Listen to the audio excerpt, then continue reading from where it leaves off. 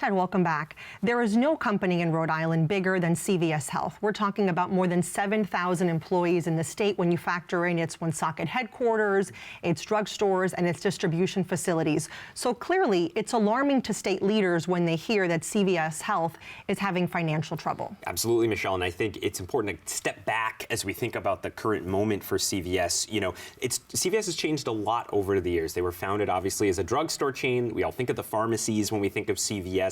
That's why they're in Woonsocket.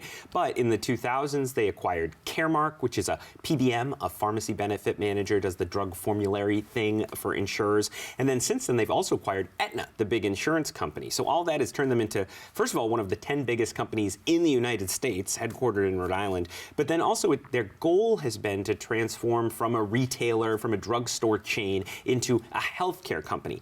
And the problem is now it's not clear to Wall Street that that strategy has really worked. And as you're talking about, investors are clearly concerned about the company's strategy and their financial results. And the company's CEO, Karen Lynch, is feeling the pressure, along with her board of directors. They certainly are. We've seen already a wave of layoffs previously. Now they've recently announced CVS will be seeking another $2 billion in savings. That's going to include layoffs of almost 3,000 people. We've just learned that they had to tell the state of Rhode Island that about 150 of those people are based at the Woonsocket headquarters, and even more than that, report to someone at the Woonsocket headquarters. But I'd argue even bigger than the layoffs news, Michelle, is the news that's emerged in national business publications that the CVS board is considering breaking up the company, which is obviously would be a dramatic step and sort of shows they aren't sure this strategy is working for them. So then the question becomes, what happens if CVS Health does break up? What does that mean for Rhode Island? And that's the million-dollar question, right? Because we don't know enough. First, I want to stress this is just, the reports. The board might not take that step, but if they did, there's been some talk. The Wall Street Journal had a piece recently suggesting CVS would put the drugstore chain in one company and then the health pieces in a different company, put the debt with the drugstores, and that's the part that's really got the deepest ties to Rhode Island. So that might be a little bit of a concerning move if the board went in that direction. And we'll keep monitoring that. Let's turn to another issue that's getting more attention. That is a ballot question that will be appearing before voters in November if Rhode Island should hold a constitutional convention.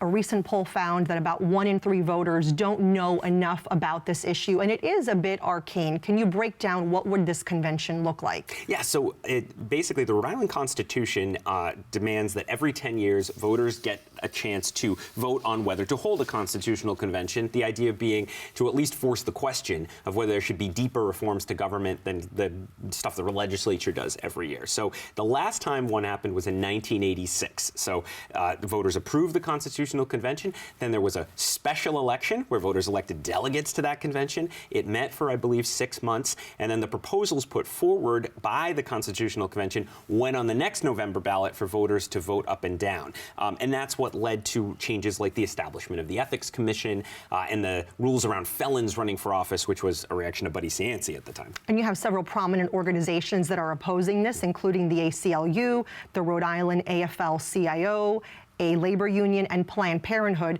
They say this is a threat to civil liberties. Yes, and abortion rights, Michelle, comes up a lot in this conversation, and that's because that 1986 convention did put on the ballot a pro-life amendment to the Constitution as a proposal. So critics say that's their concern, that the convention would open up, in their eyes, a can of worms on issues they think are settled, they don't want touched. Now, critics of that argument push back because they say, well, wait a minute, when that pro-life amendment went on the ballot, it went down in flames with the electorate. So the electorate would still have a final say, even if the Constitutional Convention went in directions that some of these groups don't like. So that's been a lot of the back and forth so far in this debate. Meanwhile, you have supporters saying, look, here's an opportunity to push through reforms that the General Assembly has previously blocked. Yes, exactly. It's a way, this is not the General Assembly meeting, right? This is a whole different group of people elected as delegates. And some of the examples you've been seeing cited include creating an office of the Inspector General, something that Republicans have pushed for years and some Democrats have also said might be needed to look for waste and fraud in Rhode Island government, especially when it's really